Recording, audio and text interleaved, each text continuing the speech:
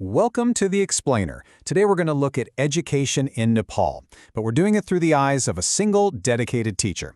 Now, this isn't some dry policy paper, no. This is a personal story that actually reveals a massive national challenge and a pretty powerful vision for what could be, all based on an article from ELT Chotari.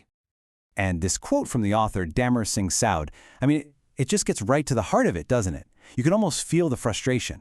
The very system that's supposed to help teachers get better feels more like just checking a box, instead of something that actually changes things for the better. So, to really get why this is such a big deal, you have to understand the person who lived through it. Mr. Soud's story, you'll see, isn't just his story. It's really a window into what so many educators are going through all across Nepal. So you can see his journey here. It starts way back in 2009, and as he went through his own education, his whole idea of what teaching is started to change. He went from just delivering information to embracing what's called critical pedagogy, which is really about asking the tough questions, like why do we teach this way, and who does it really help? He started looking past the textbook and at the whole system. And this is where this idea of reflective practice became his North Star. It's a simple idea, but it's so powerful. It's just the act of looking at your own work and asking, okay, what worked, what totally didn't, and how can I be better tomorrow? It was this mindset, this critical lens, that let him see all the cracks in the bigger system.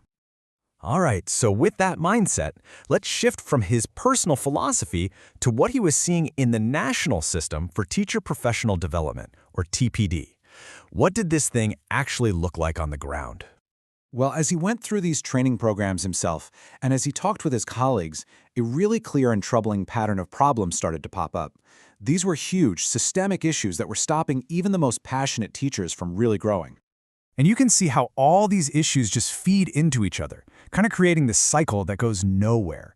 The training is top-down, which means it's designed by people in an office somewhere with no input from the teachers themselves. So you get all this heavy theory that has nothing to do with the reality of a rural classroom that barely has resources. And because it's treated like a one-time event, a one-and-done deal with no follow-up, it just kills any motivation for teachers to actually try something new. And here's a perfect story that shows just how bad it was. During the pandemic, Mr. Soud was running a digital training for his own faculty on Microsoft Teams, and he realized really fast that a lot of his colleagues just didn't have the skills or the support to even participate. It was this total eye-opener that laid bare the massive gap between what the policy said and what was actually possible. But here's the thing, this explainer isn't just about listing problems. After seeing all these challenges, Mr. Soud started looking for answers. He looked at some really powerful ideas, and at what other countries, the successful ones, were doing right. First off, he saw his own beliefs echoed in the work of Donald Shawn. This idea of the reflective practitioner says that teachers aren't just technicians following a manual. No, they're professionals. They're thinkers and problem solvers who are always learning from what they do. And then there's self-determination theory. It sounds academic, but it's actually super simple.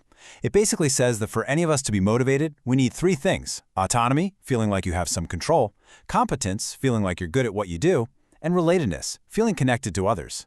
While Nepal's top-down TPD system, it pretty much crushes all three. This comparison just lays it all out, doesn't it? It's stark. On one side, you've got Nepal's system, which is all about compliance and just going through the motions. On the other side, you have places like Finland and Singapore, where the whole system is built on trust, on giving teachers autonomy, and on real, continuous investment. The difference is just night and day. So we've seen the problem and we've seen the inspiration. Now for the most important part, the plan.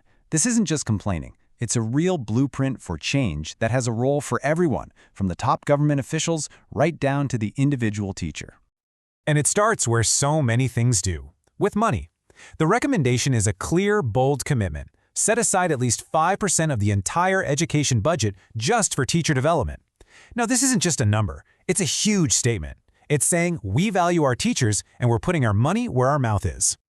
So the policymakers have a massive role to play. Beyond just the funding, they need to break up this centralized system.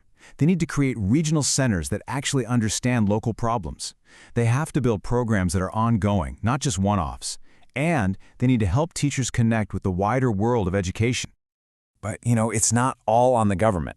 Change has to come from inside the schools, too. We're talking about building a culture of reflection and collaboration. Things like teachers mentoring other teachers, They've got to prioritize digital skills, and this last one is so important. Bring parents and students into the process as real partners. Okay, so let's pull back for a second and look at the really big picture. Why should anyone who's not an educator in Nepal care about fixing this? Why does it matter to all of us? Here's why. Because this is about so much more than just teaching techniques. Investing in teachers is a moral issue. It's about fairness and equity for all kids. It's a social issue. It's about building stronger communities. And it's an intellectual issue. It's about building a nation that can actually tackle the challenges of the future. So the big takeaway here is that Nepal is really at a fork in the road. There is a huge opportunity right now to completely reimagine this system from the ground up, to build something that actually respects the local needs of teachers while borrowing the best ideas from around the world. And we'll end with this one question. It really gets to the absolute core of this whole thing. If we really believe that a nation's future is built inside its classrooms, then what happens when we stop building up the people who are doing the building? That's a risk that no country can afford to take.